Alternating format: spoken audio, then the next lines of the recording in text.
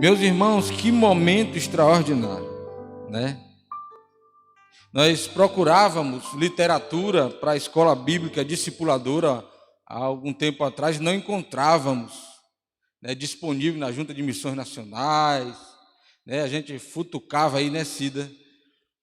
E agora a gente já encontra um material, né, até um pouco tímido, mas já encontra, né, material para a escola bíblica discipuladora. E nós estamos inaugurando aqui um novo momento na vida da igreja multiplicadora, que é a adoração.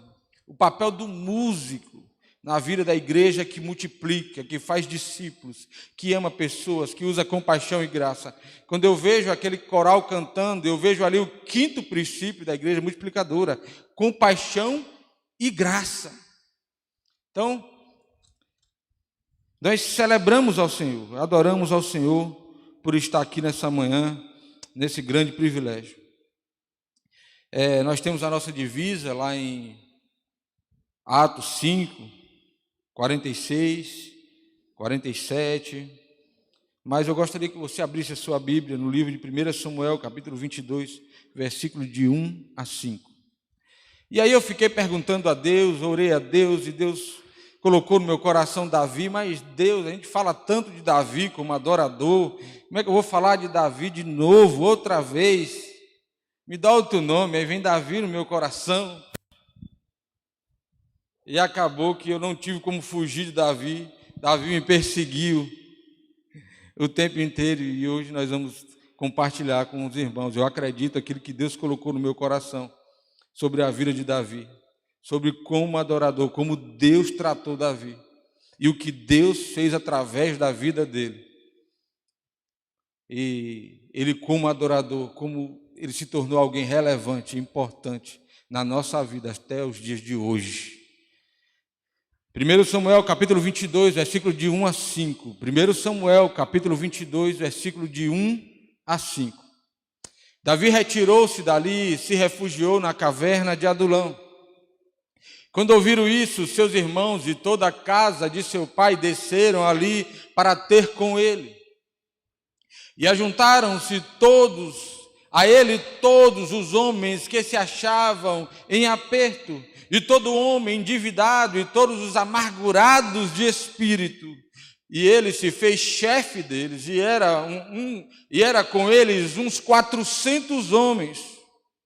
Dali passou Davi a Mispa de Moabe e disse ao seu rei: deixa estar meu pai e minha mãe convosco, até que eu saiba o que Deus há de fazer de mim.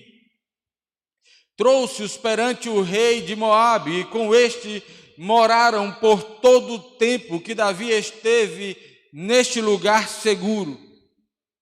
Porém o profeta Gade disse a Davi: não fiques neste lugar seguro, vai e entra na terra de Judá. E então Davi saiu e foi para o bosque de Herete. Deus, nós estamos na tua presença nessa manhã. Eu sei, Pai, o Senhor conhece o meu coração. Eu não sou a pessoa mais digna, mais santa. Eu não sou o melhor crente dessa igreja. Eu não sou a pessoa que tem mais conhecimento. Eu não sou a pessoa mais espiritual.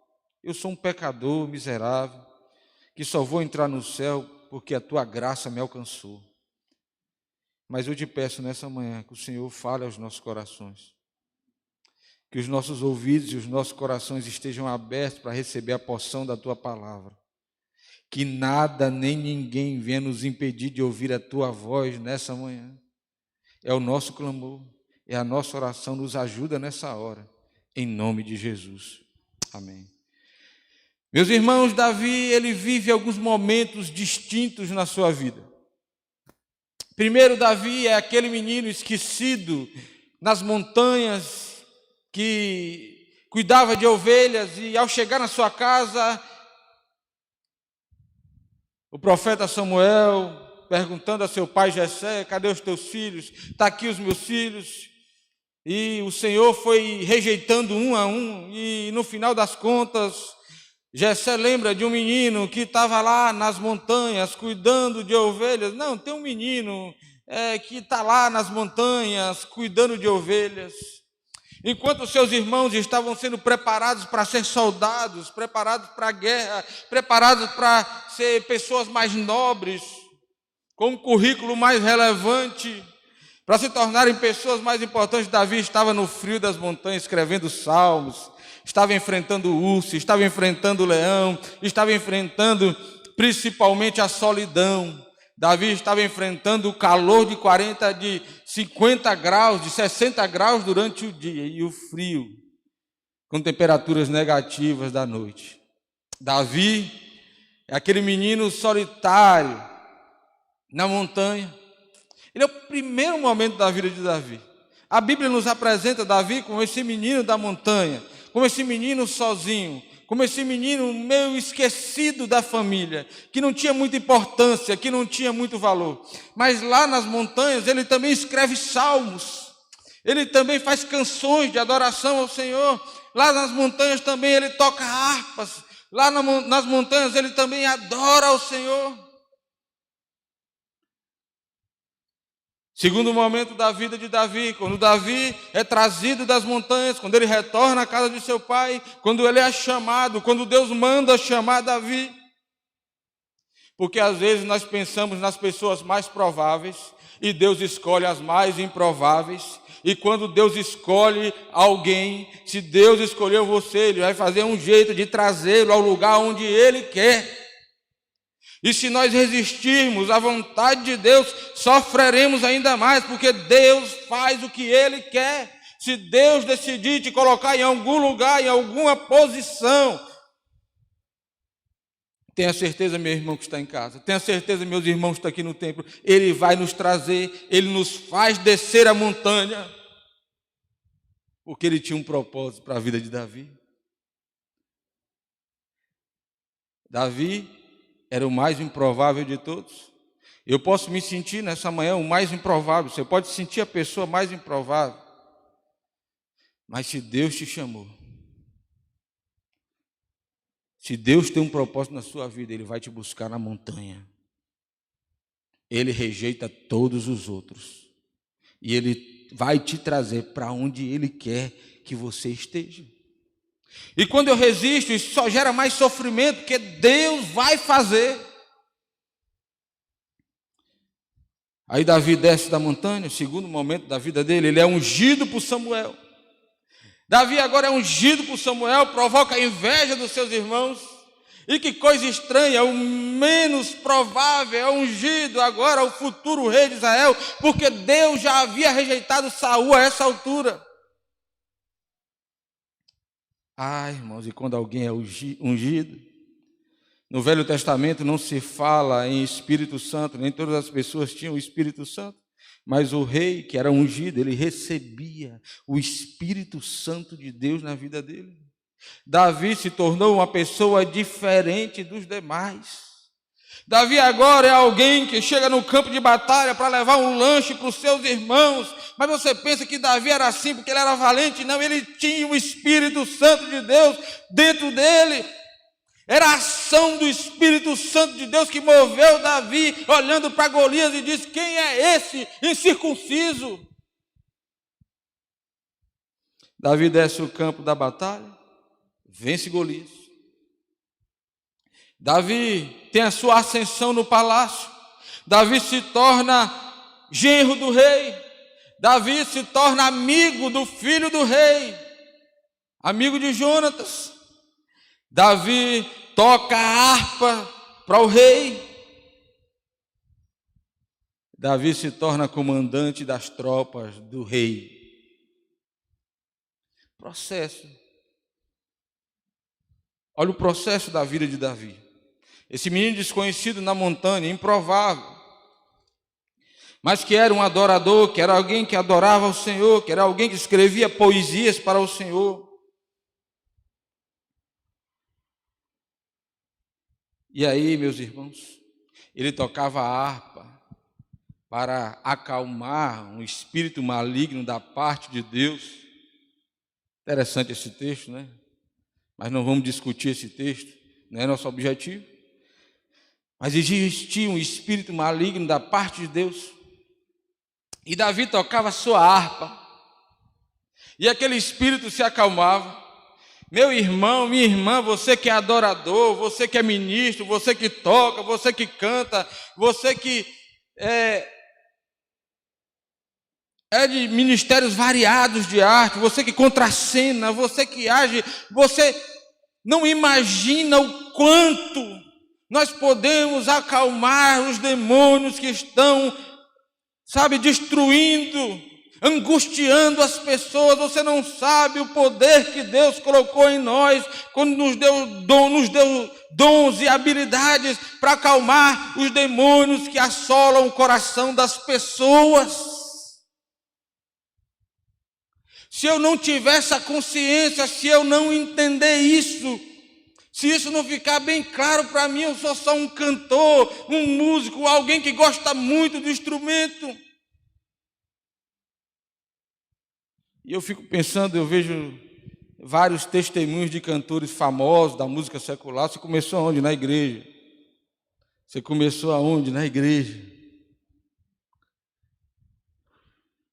Eu fico pensando, será que essas pessoas não só amavam a música e nunca amaram ao Deus da música? Será que elas não só amaram o instrumento, mas nunca amaram o Deus que é dono do instrumento?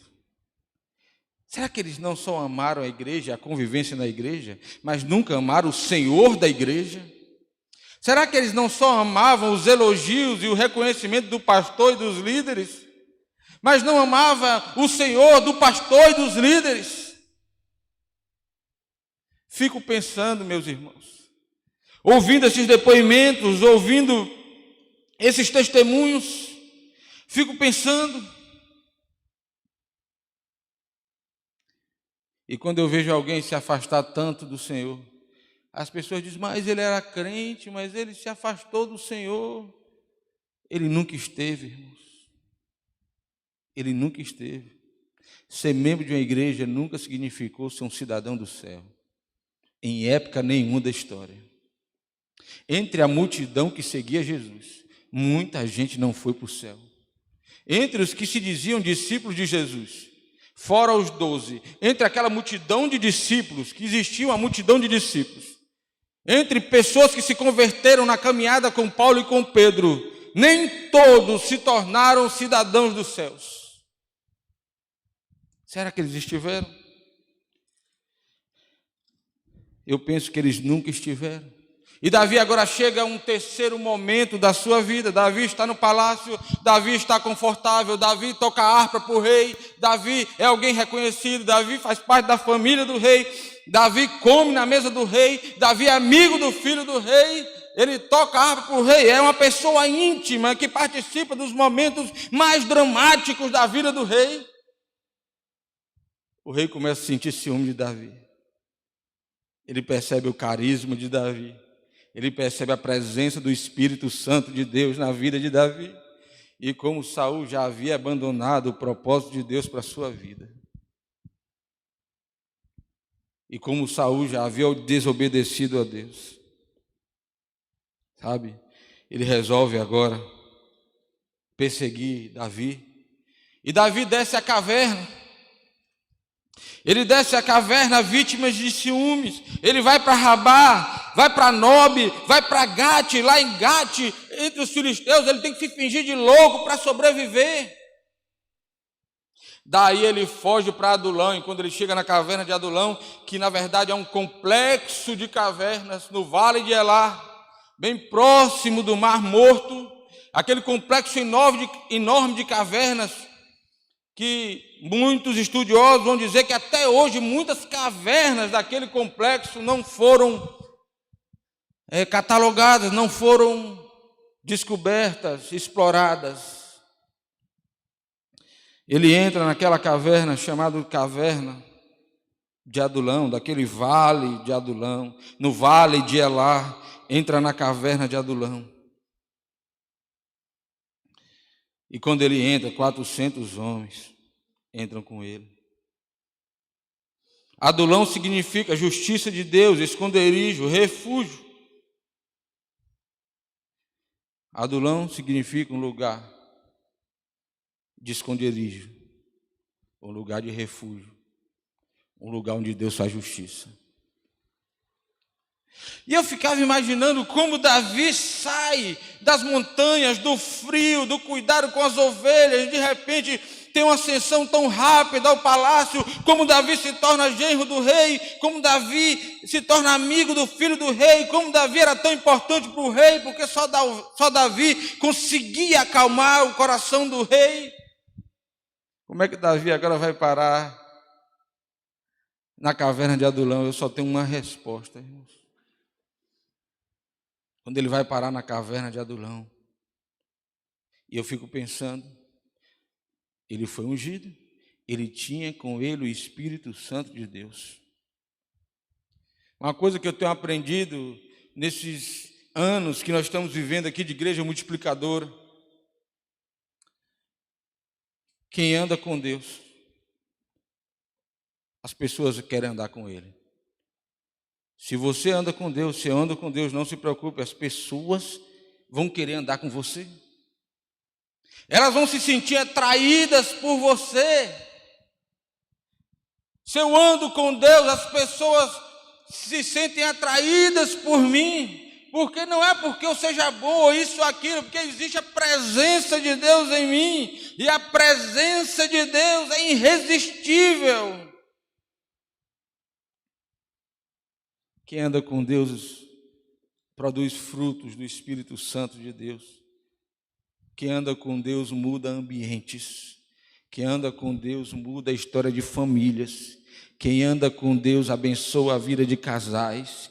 Quem anda com Deus sem saber, sem dizer uma só palavra. Quem anda com Deus através do seu testemunho, ele consegue levar pessoas a Jesus. Quem anda com Deus não precisa nem pregar, nem cantar, muitas vezes. Com a sua maneira de viver, com a sua maneira de ser, ele leva pessoas aos pés do Senhor Jesus.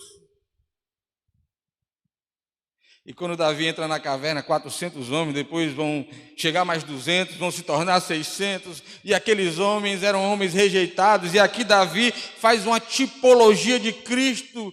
É aquele Jesus que veio para aquele que estava perdido, veio para veio para a prostituta, veio para o cobrador de impostos, veio para o rejeitado da sociedade, veio para os leprosos, veio para os doentes.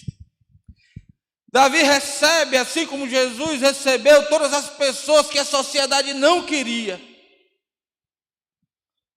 Endividados, criminosos, angustiados, pessoas cheias de amargura. Mas Davi é um adorador. E a resposta que eu tenho para essa chegada de Davi nesse lugar é que Deus queria ensinar Davi a discipular pessoas. Davi tocava bem. Davi escrevia bem. Davi já havia se tornado um excelente general, um estrategista de guerra, um dos maiores estrategistas da história. Davi agora entra na caverna para aprender a ser um discipulador.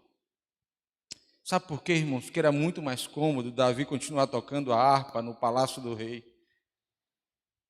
E às vezes, quando nós servimos a Jesus em algum ministério na igreja, nós queremos permanecer aqui, nessa igreja, que é como se fosse aquele palácio, tocando a harpa para o rei aqui com toda a comunidade, com todo o conforto, e eu vou para casa com a consciência tranquila, porque eu fiz a minha parte.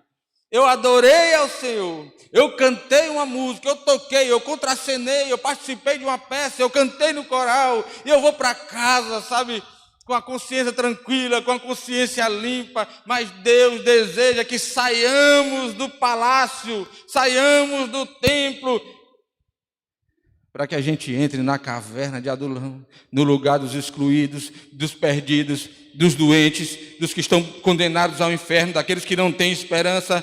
O culto começa, a vida cristã começa depois do domingo à noite, irmãos. Tem um irmão que sempre que eu postava alguma coisa aqui, ele postava em seguida. O culto começa depois do domingo à noite. Um irmão muito abençoado, ele me ensinou muito com isso. O culto começa sempre depois do domingo à noite, na segunda-feira. E muitas vezes na segunda-feira no domingo a gente está empolgado, a gente canta, a gente ora, a gente chora, a gente se derrama. Deus, como eu te amo, eu vou entregar a minha vida, eu vou dar tudo ao Senhor, eu agora vou gastar o meu tempo, eu vou abrir espaço na minha agenda. Mas na segunda-feira a adrenalina baixou e a vida volta a ser como era antes e como sempre foi. E eu não quero mudanças, porque quem está confortável resiste a mudanças. Irmãos, mas tem hora que Deus vai lá e futuca um Saul. Deus coloca um Saul na vida da gente. Deus permite, na verdade, melhor colocando, que um Saul chegue à vida da gente, para nos tirar do palácio, porque nós estamos acostumados a tocar a harpa no palácio, e tocar a harpa no palácio, para quem já é crente, para quem já conhece a palavra, é muito fácil.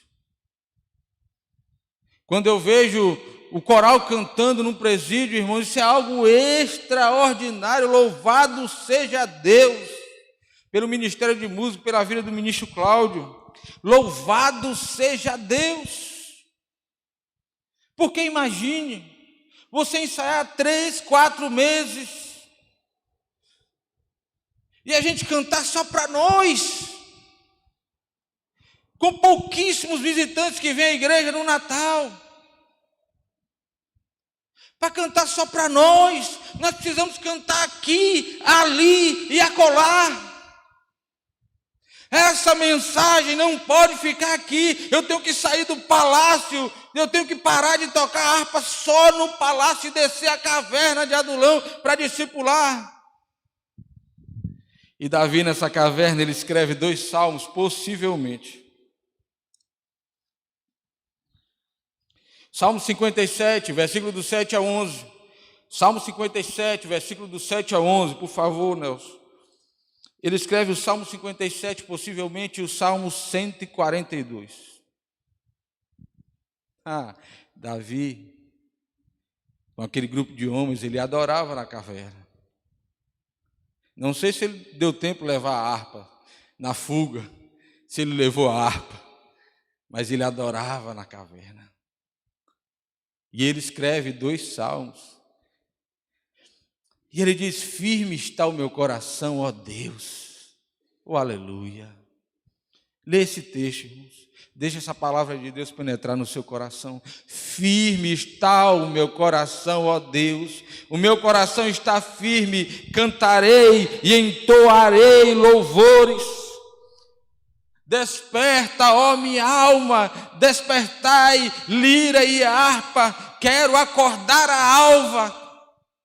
Render-te-ei graças entre os povos. Cantar-te-ei louvores entre as nações.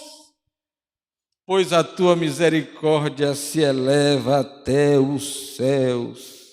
Aleluia. E a tua fidelidade até as nuvens.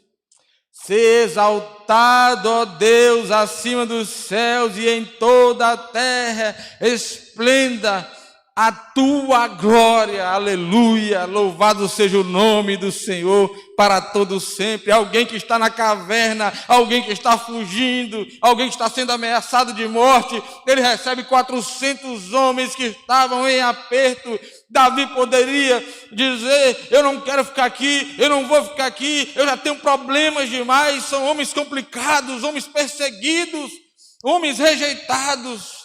Davi ali adora o Senhor e Davi ali faz discípulos, irmãos.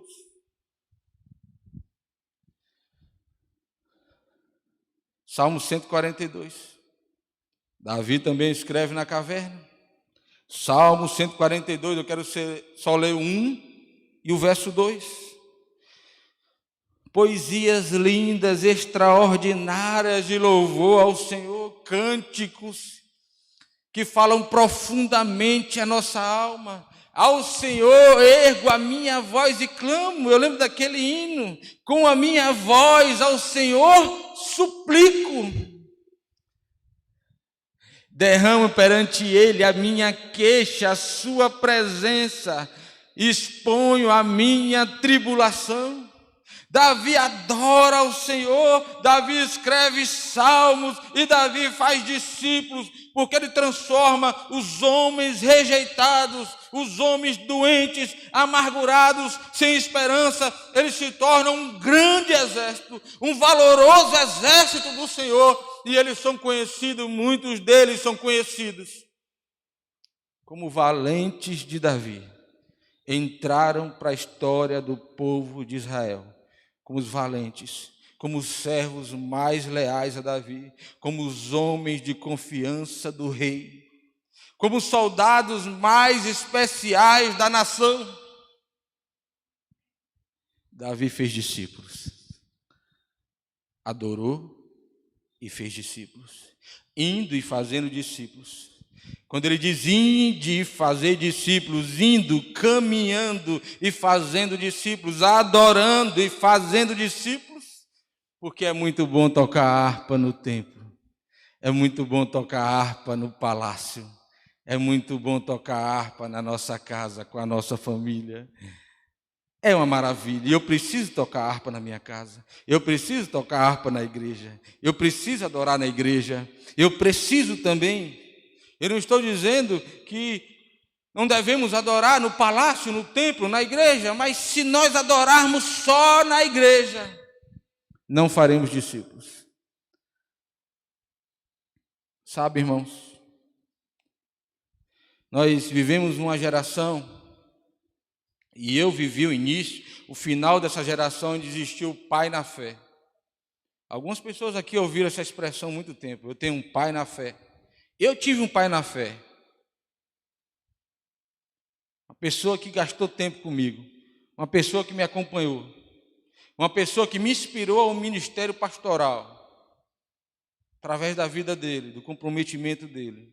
E eu louvo a Deus pela vida desse pastor.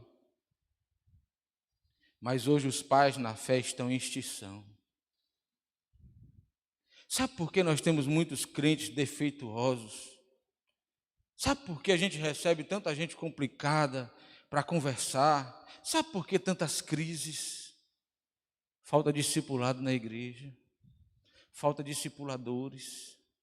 A pessoa se converte, entra na igreja, ele não tem quem sente com ele para orar, ele não tem quem sente com ele para ensinar sobre Jesus. Ele não tem quem sente com ele para apresentar as Escrituras. Ele não tem quem caminhe com ele para mostrar na prática o que é ser um discípulo de Jesus. E ele cresce defeituoso. Ele cresce vivendo só de mensagens nos púlpitos. Ele tem um conhecimento bíblico raso. E nós vivemos a crise do analfabetismo bíblico.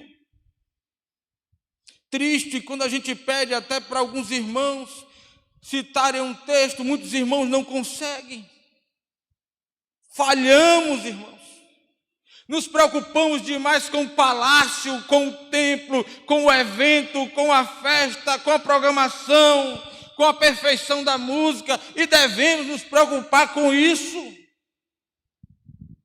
Mas se nós não descermos a caverna de Adulão, não faremos discípulos.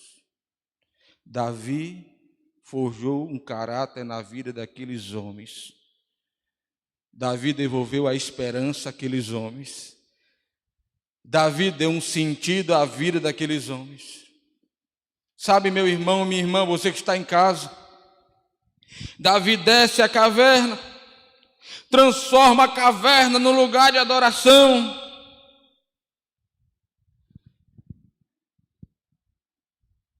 E ali ele tem um encontro com a sua família. Muitos comentaristas vão dizer que Davi precisava ter aquele encontro com seu pai, com seus irmãos. Primeiro porque Davi não foi contado entre os irmãos. Davi foi mandado para as montanhas. E Davi sabia da sua rejeição. Segunda coisa, Davi, ao pensar em enfrentar Golias, ele enfrenta primeiro a fúria do seu irmão, a censura do seu irmão. Quem não lembra do texto? Bem conheço a tua presunção. E Davi tem um encontro com a sua família. E Davi tem um conserto no seu coração. E Davi, ali naquele momento, ele se encontra com ele mesmo, porque antes de qualquer coisa, irmãos, o adorador ele precisa ter um espelho.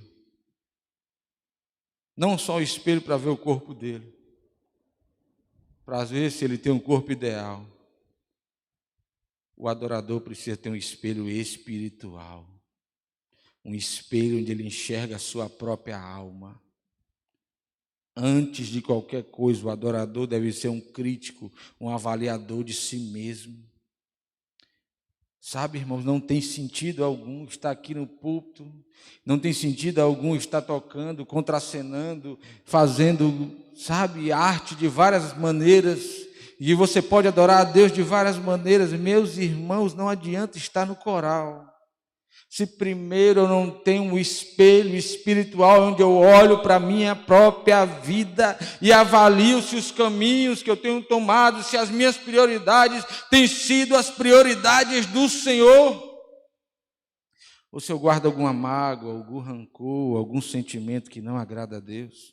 Em Isaías capítulo 29, verso 13, meus irmãos já estamos finalizando, viu? Gente, o tempo passa rápido. Isaías, capítulo 29, verso 13.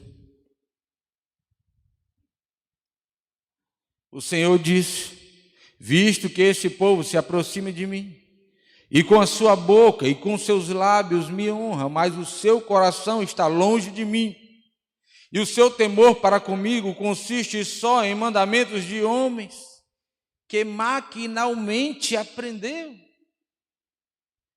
É um povo que se aproxima de mim, mas ele não avalia o seu coração, porque o seu coração está longe de mim. É um povo que se aproxima de mim só baseado em rituais, em costumes, em ritos que ele aprendeu na igreja. E ele repete comportamentos de pessoas.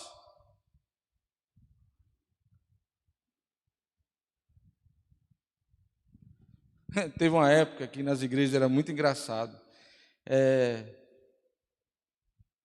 Na época do Diante do Trono,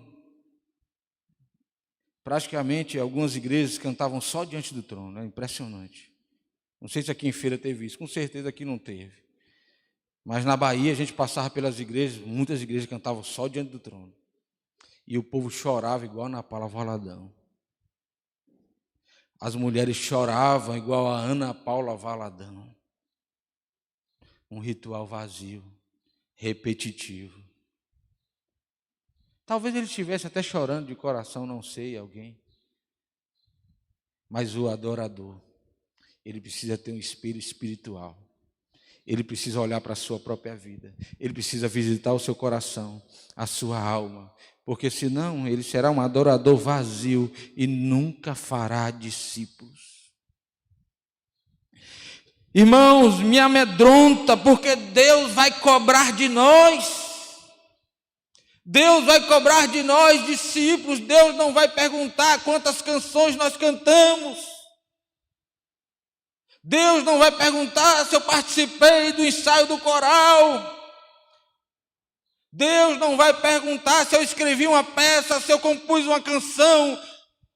Deus não vai perguntar isso, mas Deus vai querer de mim, de você, discípulos. Isso Deus exige de mim e de você, de nós. Deus exige discípulos. É muito grave. Caímos na armadilha do domingo, da estrutura do domingo, da concentração no templo. Caímos na armadilha, irmãos. Dietrich Bonhoeffer, um homem que foi antinazista, um homem que viveu na Alemanha nazista, escreveu um livro chamado Discipulado, que eu recomendo para os irmãos. Eu tenho esse livro, é um livro muito forte, extraordinário. Ele diz o seguinte: cristianismo sem Jesus Cristo vivo permanece necessariamente um cristianismo sem discipulado. Olha o que ele está dizendo. Cristianismo sem um Cristo vivo permanece necessariamente um cristianismo sem discipulado. E cristianismo sem discipulado é sempre um cristianismo sem Jesus Cristo. É uma ideia, um mito forte demais, irmãos. Cristianismo sem discipulado é um mito, é uma ideia, não tem sentido. Façamos novos músicos, que também é uma crise que a igreja enfrenta, em geral, a produção de novos músicos e de novos líderes e de novos adoradores e de novos líderes de ministério. Como isso é difícil e como nós temos a dificuldade, porque isso leva tempo, isso exige de nós. Como nós paramos de produzir novos líderes, novos músicos, novos cantores, novos, sabe, de tantas áreas.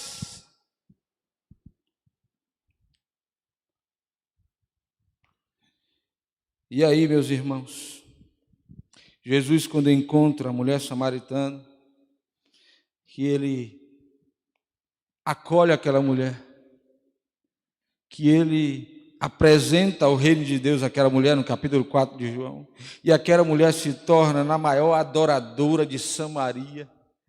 Aquela mulher se torna na maior adoradora de Samaria, na campeã de adoração em Samaria. E os discípulos, Jesus em meio à conversa, quando Jesus está vivendo aquele momento, de repente o discípulo chega: Senhor, você não quer comer nada? Como nós estamos preocupados com as questões materiais, com a nossa vida, com as nossas necessidades. Quando olho para o discípulo, Jesus está salvando alguém, levando o reino de Deus a um povo rejeitado, excluído, a uma mulher que não era contada. E o discípulo chega no capítulo 4, vai lá e confira.